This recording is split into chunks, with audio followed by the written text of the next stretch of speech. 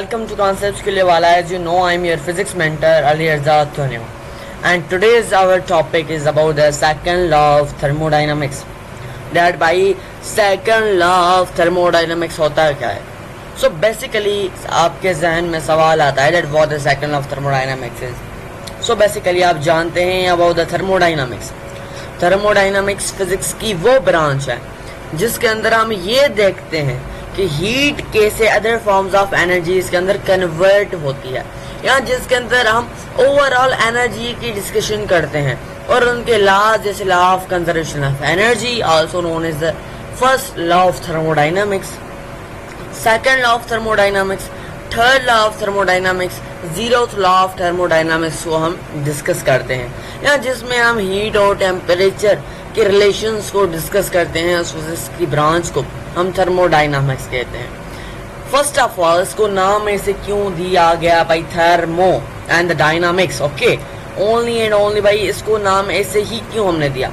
सो उसका भी एक पार्टिकुलर रीजन है, इसका भी एक किस्म का पार्टिकुलर रीजन है कि हमने इसको एक तो नाम दिया भाई thermo and the second we gave it name the dynamics. Okay, thermo मतलब नेम तो एक ही है, पार्ट्स दो हैं. The one is the thermo and the other is the dynamics. आप सबको पता है कि इस थर्मो का मतलब है हीट, इस डायनामिक्स का मतलब है motion, studying the motion without the cause. So पहले इनिशियली थर्मोडायनामिक्स के अंदर हम ये देखते थे कि हीट एनर्जी कैसे मैकेनिकल एनर्जी के अंदर कन्वर्ट होती है, क्योंकि वहां पर यहाँ इस ब्रांच का थर्मोडायनामिक्स ब्रांच का एंट्री कैसे हुआ.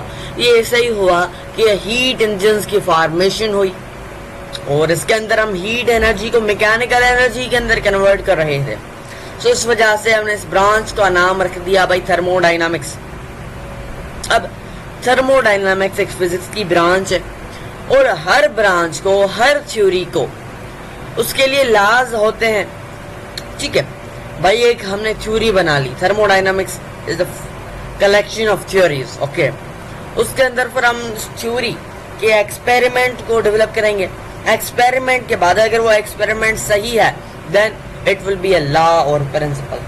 इससे ही ये एक हाइपोथेसिस थी जो एक थ्योरी बनी जिसमें उसका एक्सपेरिमेंट हुआ and today it is a law. And अगर कोई भी इसे वायलेट करता है then that person is considered to be wrong. लेकिन ये लॉ कभी भी गलत नहीं हो सकता because it is experimentally proved. Okay, अब फर्स्ट ऑफ ऑल आपके जहन के अंदर सवाल आता है, सर हमने फर्स्ट लॉ ऑफ थर्मोडायनामिक्स में पढ़ा था, देन हमें कौन सी जरूरत पड़ी कि हमने सेकंड लॉ ऑफ थर्मोडायनामिक्स को भी पढ़ना है. ओके, व्हाट नीड, कौन सी हमारे पास नीड थी भाई. बेसिकली फर्स्ट लॉ हो या सेकंड लॉ, दोनों डिफाइन करते हैं एक ही चीज को, दोनों डिफाइन करते हैं एक ही चीज को, और वो एक ही चीज भाई कौन सी है भाई, एनर्जी को. दोनों एनर्जी को ही डिफाइन करते हैं. लेकिन फर्स्ट लॉ ऑफ थर्मोडायनामिक्स ने सिर्फ और सिर्फ इस एनर्जी की क्वालिटी को डिफाइन किया. लेकिन एनर्जी के पास क्वालिटी भी होती है एंड क्वांटिटी भी होती है. Sorry for that, first law of thermodynamics ने क्वांटिटी ऑफ एनर्जी को डिफाइन किया, लेकिन एनर्जी के पास तो क्वालिटी भी है. इसको डिफाइन करने के लिए कौन आया भाई, फर्स्ट लॉ ऑफ थर्मोडायनामिक्स आ गया. So the first law of thermodynamics describes the quality of energy. भाई एनर्जी के क्वालिटी के अंदर कौन सी चीजों को वो बताता है. आप तो ये भी जानते हैं कि energy is a scalar quantity. Energy एक किस्म की स्केलर क्वांटिटी है जो न्यूमेरिकल वैल्यू एंड यूनिट की कॉम्बिनेशन पे ही फुल्ली बेस करती है. इसके लिए कोई भी डायरेक्शन की नीड नहीं होती. बट आप ये भी जानते हैं कि heat energy is the flow of energy of the thermal energy from hotter body to colder body. मतलब आज भी अगर आप मॉडर्न हीट की डेफिनेशन पढ़ते हो देन आप कहते हो that it is the flow of heat energy from the hotter body to colder body. So यहाँ पर आपको कॉन्सेप्ट मिल रहा है कि सिर्फ और सिर्फ हीट का फ्लो हो सकता है हॉट टू कोल्ड, कोल्ड से हॉट नहीं हो सकता।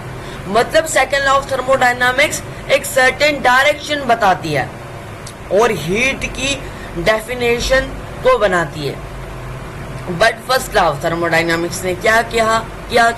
फर्स्ट लॉ ऑफ थर्मोडायनामिक्स ने कहा जो भी ये वाली कंडीशन सेटिस्फाई करे उसके अंदर कोई भी कन्वर्जन एनर्जी की हो सकती है, लेकिन एक्चुअली ये नहीं है।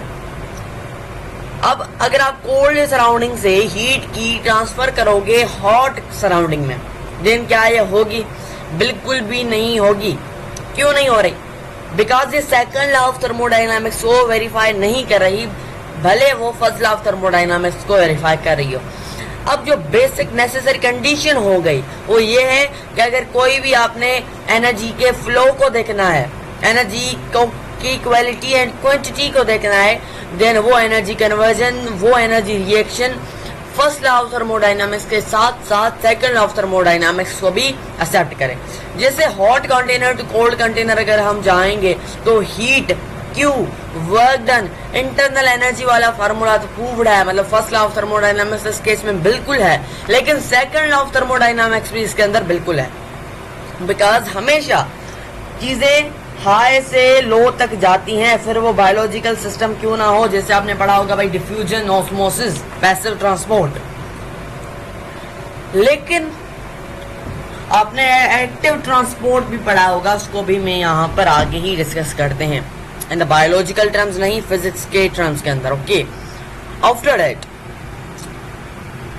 यहाँ पर फिर से यहाँ पर लिखा जाता है that the first law of thermodynamics placed no restriction on the direction of a process and satisfying the first law does not guarantee that the process will occur.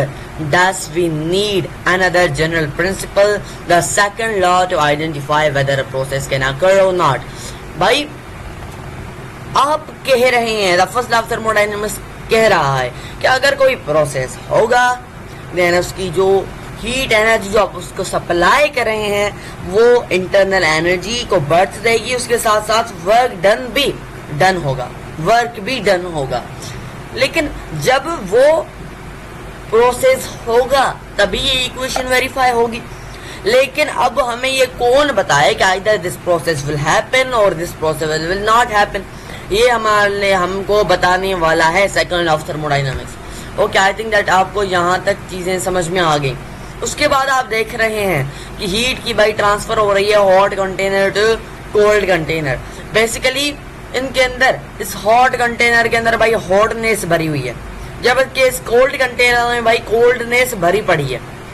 अब आपको मैं थोड़ा सा समझा रहा हूँ, यहाँ पर आपने ये नोट पढ़ना है that the quantity of energy is told by the first law of thermodynamics, basically their magnitude and direction by the equation Q is equals to W plus U.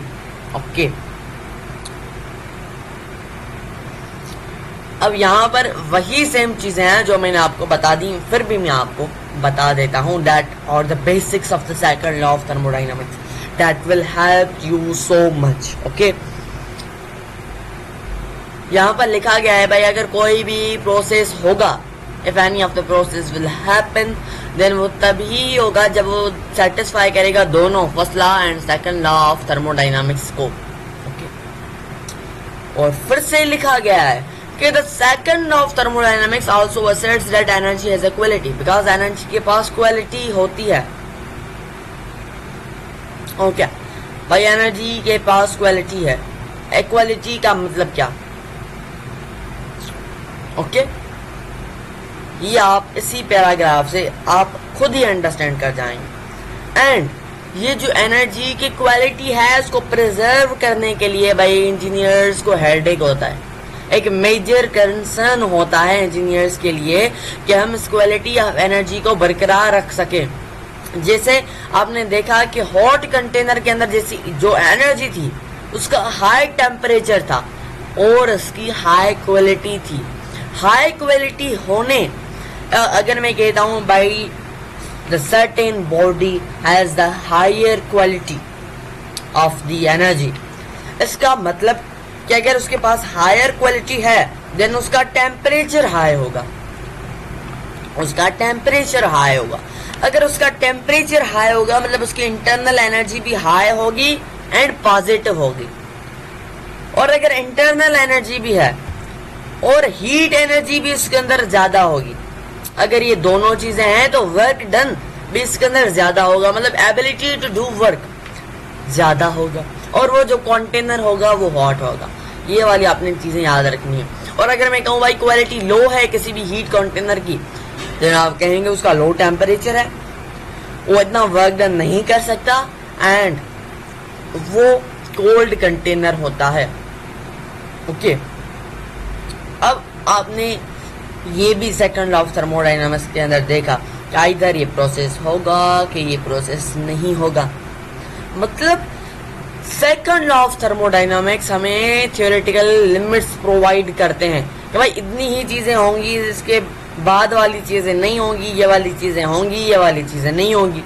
जिस आप आगे पढ़ेंगे सेकंड लॉ ऑफ थर्मोडायनामिक्स से भाई 100% efficiency नहीं होगी, फिर नहीं होगी, because it's a theoretical limit and ये प्रैक्टिकल लिमिट भी है।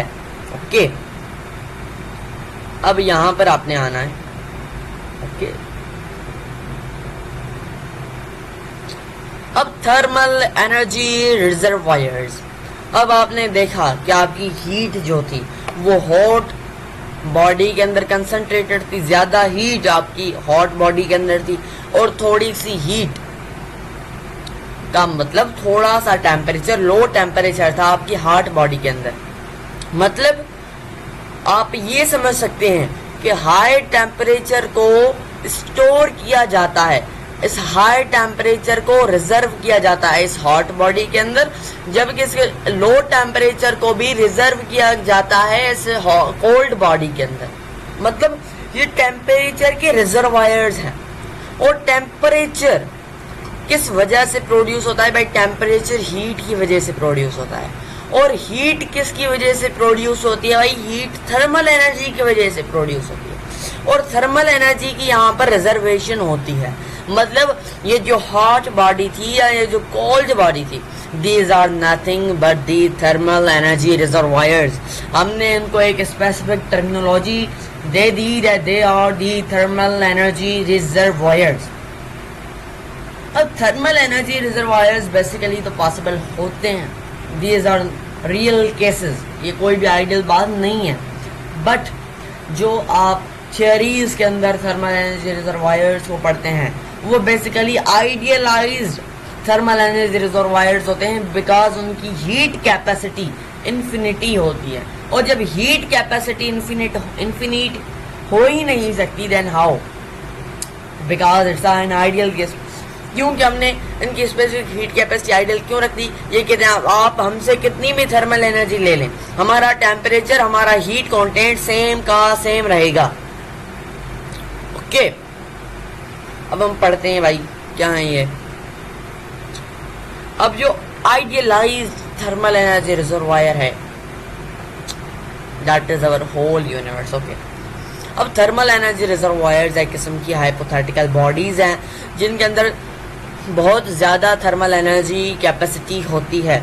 Thermal energy capacity is the product of mass and specific heat. Okay, इसका मतलब वो infinite amount of heat, finite नहीं, इन्फिनिट अमाउंट ऑफ हीट को सप्लाई या एब्जॉर्ब कर सकते हैं किसी भी टेम्परेचर के चेंज के सिवा। अब आपने कहा सर सप्लाई, आपने तो सिर्फ और सिर्फ एग्जांपल दिया सप्लाई का। अब सप्लाई वही करेगा जिसका हाई टेम्परेचर होगा, एंड एब्जॉर्ब वो करेगा जिसका लो टेम्परेचर होगा, लेकिन टेम्परेचर के अंदर डिफरेंस नहीं आएगा क्योंकि उनकी इन्फिनिटी हीट कैपेसिटी है। ओके, जैसे एग्जांपल लेक्स, रिवर्स, एटमॉस्फेयर्स या oceans are examples of thermal reservoirs. भाई कैसे? लेट्स सपोज करें एक नॉन आइडियलाइज कंडीशन हम ले रहे हैं कि आपने कोयलों को गर्म किया, आपने आयरन को रेड हॉट कर दिया, देन उसको आपने ओशियन के अंदर डाल दिया। अब क्या उस ओशियन का टेम्परेचर घटेगा कि बढ़ेगा? सर आप कहेंगे कांस्टेंट। उसका क्या फर्क पड़ेगा इस बड़े से ओशियन पे? कुछ भी नहीं। Then it is the same thing. But ये फिर भी आइडियलाइज नहीं है। अगर मैं infinite hot thermal energy reservoir लेके आऊं, देन टेम्परेचर के अंदर फ्लक्चुएशंस आएंगी, बिकॉज वो भी इन्फिनिट है। ओशियन तो फाइनाइट है ना किसी भी हद पे, लेकिन वो तो इन्फिनिट है ना। ओके, अब इसके अंदर टू फेज सिस्टम होता है रिजर्वायर के अंदर, मतलब एक एब्जॉर्ब करने वाला रिजर्वायर होता है और एक सप्लाई करने वाला रिजर्वायर होता है एट कांस्टेंट टेम्परेचर। अब जो रिजर्वायर हीट को सप्लाई करता है, मतलब उसके पास हीट ज्यादा होती है, उसको हम कहते हैं हॉट बॉडी या हॉट थर्मल एनर्जी रिजर्वायर या हाई थर्मल एनर्जी रिजर्वायर या source, because it is the source of heat. लेकिन जिसको वो हीट देता है और वो जो हीट को एब्जॉर्ब करता है, that is known as a sink, that is known as the cold thermal energy reservoir, that is known as the low thermal energy reservoir. Okay, इसको हमने ये वाली स्पेसिफिक नाम दे दिए हैं। उसके बाद हीट इंजन्स का कॉन्सेप्ट, आज आप सिर्फ और सिर्फ इंट्रोडक्शन जानेंगे सेकंड ऑफ थर्मोडायनामिक्स का, जिसके बाद आपको बहुत ज़्यादा आसानी होगी सेकंड ऑफ थर्मोडायनामिक्स को पढ़ने के लिए। हीट एनर्जी क्या है? Heat energy is a thermodynamics, जिसके अंदर हम ये देखते हैं कि हीट कैसे वर्क डन के अंदर कन्वर्ट होती है। जैसे आप कार्टून्स के अंदर देखते हैं कि भाई आपकी कोल पे चलने वाली ट्रेन, वहां से कोयले डालते जाओ, यहाँ से ट्रेन चलती जाए। या आज तक भी आपके पाकिस्तान के अंदर, आपकी इंडिया के अंदर, आपके lower developed under developed countries के अंदर जो हैं वो पेट्रोल, डीजल, सीएनजी कंट्रोल्ड भाई व्हीकल्स होती हैं, उनके अंदर भी वो क्या है भाई, हीट इंजन है, वो पेट्रोल को डीजल को बर्न करती हैं, जिनमें से हीट हासिल होती है। According to the law of conservation of energy, heat हम किसी भी एनर्जी को ना बना सकते हैं ना डिस्ट्रॉय कर सकते हैं, एक फॉर्म से अदर फॉर्म के अंदर कन्वर्ट कर सकते हैं।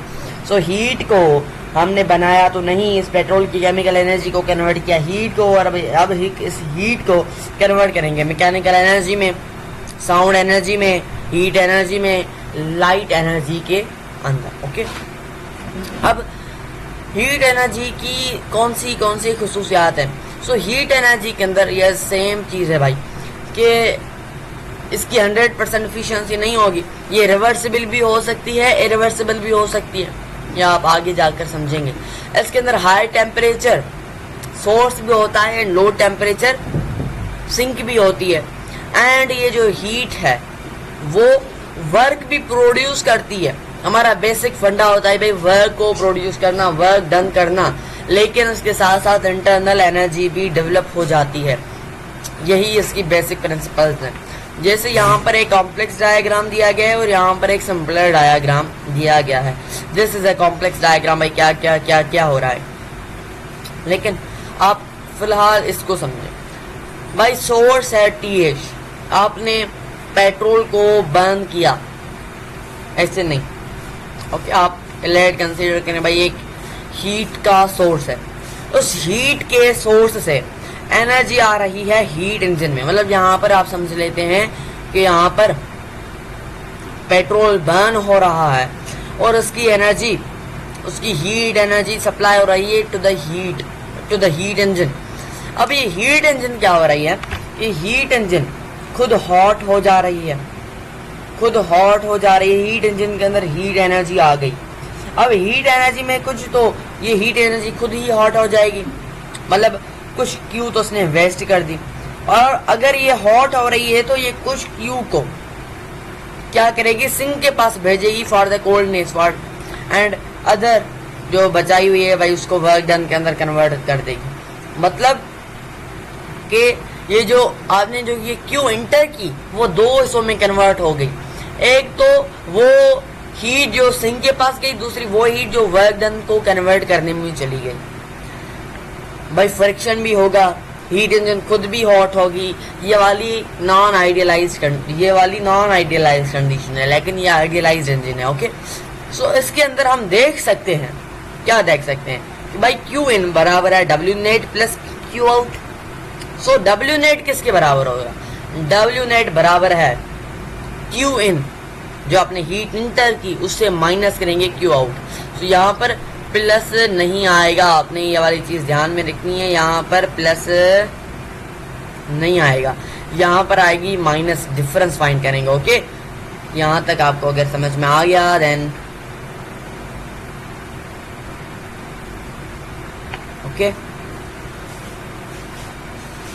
अब बेसिक चीज है कि हम थर्मल एफिशिएंसी को कैसे फाइंड करें। आफ्टर थर्मल एफिशिएंसी हम फाइंड करेंगे भाई ये जो सेकंड लॉ की स्पेसिफिक कंडीशंस हैं वो भी हमें डिस्कस करने के लिए होती हैं, लेकिन for now we will not discuss them. अब सिर्फ और सिर्फ एफिशिएंसी को डिस्कस करते हुए उसके बाद हमारा लेक्चर एंड है। सो आप पहले इस चीज़ को थोड़ा सा पढ़ लें, खुद को आपको अंडरस्टैंडिंग होनी चाहिए।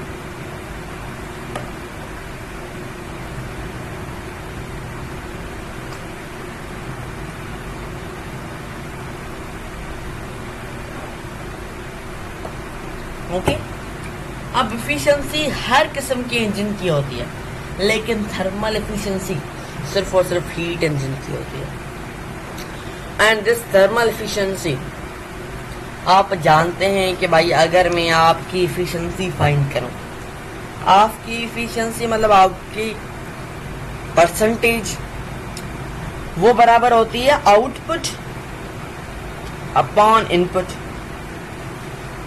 Okay your efficiency is equals to the output upon input. बिल्कुल यही बात सर। अब हीट एनर्जी का आउटपुट क्या है सर? आउटपुट तो उसका वर्क डन भी है एंड ये वो हीट जो सिंक तक गई, मतलब क्यू आउट भी है। ये दोनों इसके सर आउटपुट है, लेकिन ये जो क्यू आउट गई वो हमारी मजबूरी थी। हमें जो डिजायर्ड चीज चाहिए थी वो थी सिर्फ एंड सिर्फ the work done. So desired सिर्फ आपने आउटपुट लगाना है and that is the work done. So क्या हम कह सकते हैं दैट एफिशिएंसी बराबर होता है भाई ईटा। ओके ईटा बराबर है work done upon Q entered. आपने कितना वर्क डन किया और आपने कितनी हीट सप्लाई की। और हम पीछे वाली इक्वेशन यहाँ पर हम पढ़ के आए कि भाई जो वर्क डन बराबर है वो क्यू इन से अगर आप माइनस करेंगे क्यू आउट को, देन आपको वर्क डन मिल जाएगा। सो ये वाली केस अगर मैं सब्स्टिट्यूट करूं, then the equation will become by efficiency बराबर है Q in minus Q out upon में Q in. Okay Q in मैं फिर से रिपीट करता हूं, Q in minus Q out upon में क्यू इन। ओके सो अगर ये वाली इक्वेशन हो जाती है, देन ये क्यू इन के नीचे भी होगा और ये क्यू आउट के नीचे भी होगा। देन ये क्यू इन के अंदर कैंसिल हो जाएगा और आंसर आएगा 1 minus Q out upon Q in. Then efficiency बराबर होती है 1 minus Q out upon Q in. यहाँ पर ये जो मैंने इंटरमीडिएट वाला फार्मूला आपको सिर्फ और सिर्फ बताया, लिखा नहीं, वो भी आ सकता है। यहाँ से अगर आपको डायरेक्टली वर्क डन बताए फिर भी आप जान सकते हैं। ओके सो उसके बाद कि भाई थर्मल एनर्जी जो वर्क प्रोड्यूसिंग डिवाइसेस होती हैं उनकी बहुत लो होती है। जो आपकी पेट्रोल इंजन होती है उसकी थर्मल एफिशिएंसी अबाउट 20% होती है। इसी मॉडर्न दौर के अंदर आपकी एफिशिएंसी सिर्फ और सिर्फ 20% होती है। मतलब जो भी आप पेट्रोल आपकी गाड़ी के अंदर डलवाते हैं, अगर आप 100 रुपीज़ का डलवाते हैं, सिर्फ 20 रुपीज़ की वो गाड़ी चलती है, बकाया 80 रुपीज़ का वो जो पेट्रोल है वो सारा का सारा ज़ाया हो जाता है। और अगर मैं आपको और खुल के थोड़ा सा बताऊं, अगर आप 100 का पेट्रोल डलवाते हैं, देन ये 50 रुपये सिर्फ और सिर्फ टैक्स होती है इस पेट्रोल पे, मतलब 50 rupees gone into the tax. बकाए रहे भाई 50 रुपीज़। इन 50 रुपीज़ में से सिर्फ और सिर्फ आपकी 15 रुपीज़ गाड़ी चलने में खाएगी। बकाए जो भी आपके पैसे बच रहे हैं 35 रुपीज़ ये साउंड आपकी गाड़ी प्रोड्यूस करेगी। आपकी गाड़ी जो है वो हीट एनर्जी प्रोड्यूस करेगी एंड अदर थिंग्स आल्सो। लेकिन जो डीजल इंजन है, जैसे भाई जो बड़ी कार्स होती हैं, जो बड़ी व्हीकल्स होती हैं, उनके अंदर डीजल इंजन होता है जिसकी 30% एफिशिएंसी होती है। ओके और इस वजह से उसकी टैक्स भी ज़्यादा है, मतलब रेट सेम ही बढ़ जाता है। एंड अगर मैं बात करूँ पावर प्लांट्स की, देन पावर प्लांट की एफिशिएंसी 40% है। ओके लेकिन 100% एफिशिएंसी कभी भी पॉसिबल नहीं है। तो आज आपने पढ़ा एफिशिएंसी का कॉन्सेप्ट, हीट इंजन्स का concept. and thermal energy reservoirs का concept and the basic introduction of second law of thermodynamics. This was your first lecture.